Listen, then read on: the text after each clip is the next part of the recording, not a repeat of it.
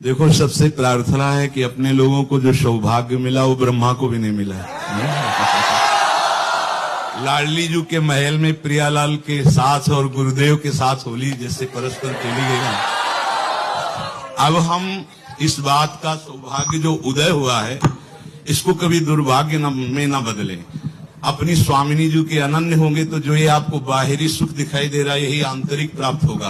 प्रिया प्रीतम की दिव्य होली लीला में हमारा प्रवेश होगा। ये जो आपके गुलाल लगा है ना, ये रंग लगा है ना, ये संसारी रंग नहीं है, आप ध्यान रखना। ये प्रियाजू का प्रसादी है और कहीं न कहीं तुम्हारा जो भाव है गुरुदेव के हाथ से पड़ा हुआ रंग है।